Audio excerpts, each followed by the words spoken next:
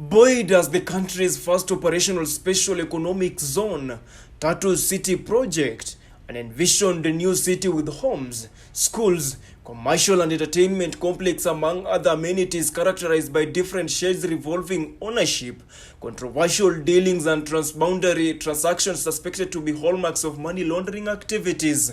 For a decade now, controversies that have seen multi-pronged investigations and court cases have not dimmed investors' appetite for a piece of 5,000-acre property claimed by Russian investor through his company Rendezvous Stephen Jennings. Jennings is the founder of Tatu City through his firm Rendezvous, where he serves as the executive president and chief executive officer CEO.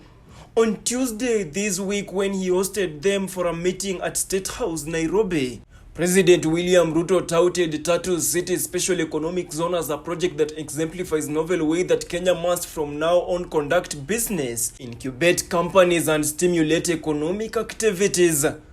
During the meet, President Ruto said the national government has set aside more than 5 billion shillings for the undertakings and each will receive 110 million shillings. Each of the 47 counties will set up an industrial park in its economic activity of specialization. A media brief from State House read in part. Jennings was accompanied by Rendezvous Executive Vice President, who also serves as the Tatu City Country Head, Mandel Preston Marshall, alongside Tatu City Executive Vice President Solomon Mahinda.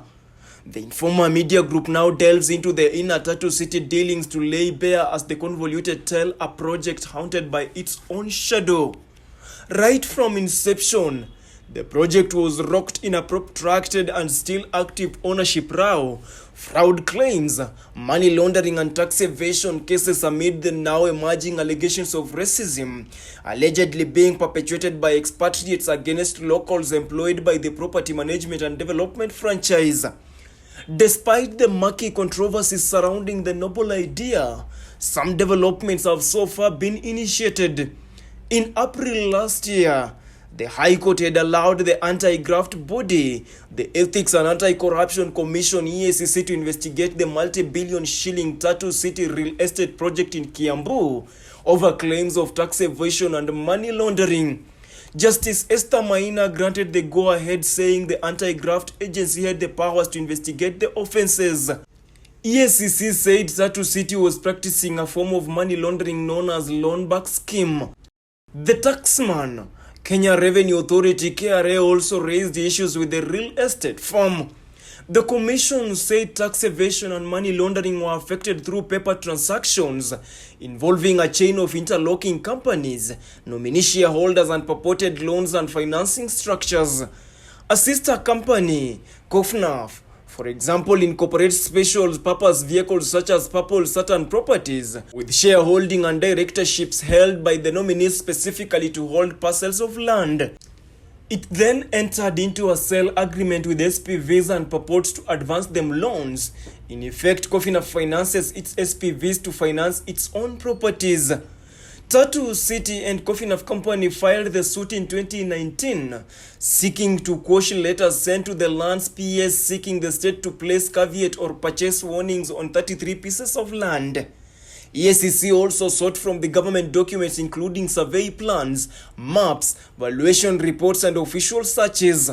However, Tatu said the EACC had no powers to order issuance of caveats on tax disputes nor investigate money laundering claims. The companies argued that claims of non-payment of taxes are civil in nature and not under EACC's mandate. The commission started the investigation accusing Tatu City of undervaluing property that is later transferred to related firms to allow payment of lower stamp duty tax equivalent to a 2% of land transfer value. The land pieces were later transferred to newly formed foreign registered companies as shares, with the non-Kenyan firm disposing the plot at market value locally, ultimately escaping paying stamp duty because it was not listed in Nairobi.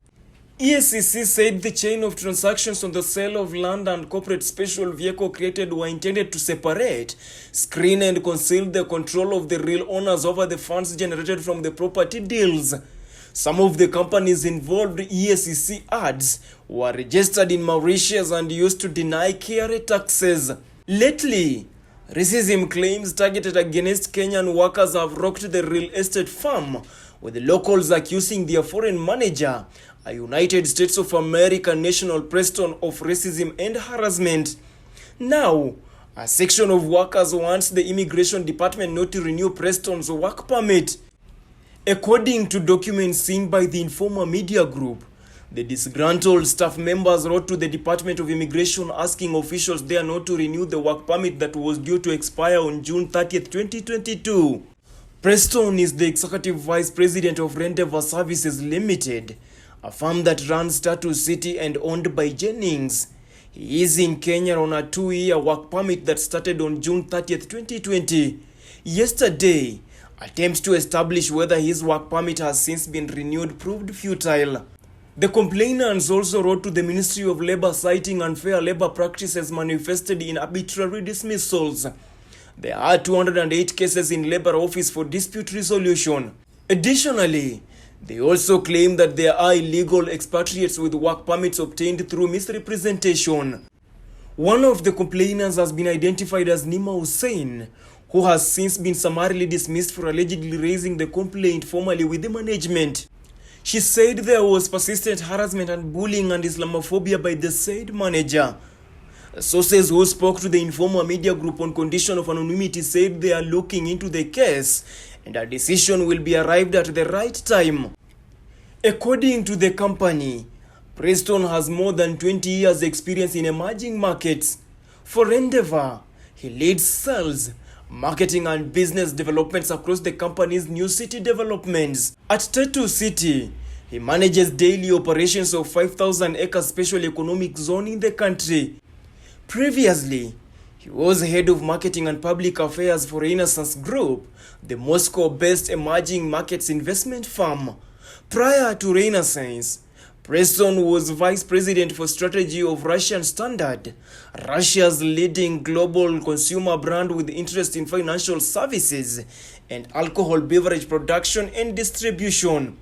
From 1993 to 2006, he was a producer and correspondent for NBC News, covering global events in the Soviet successor states, Europe, Central and South Asia, Africa and the Middle East.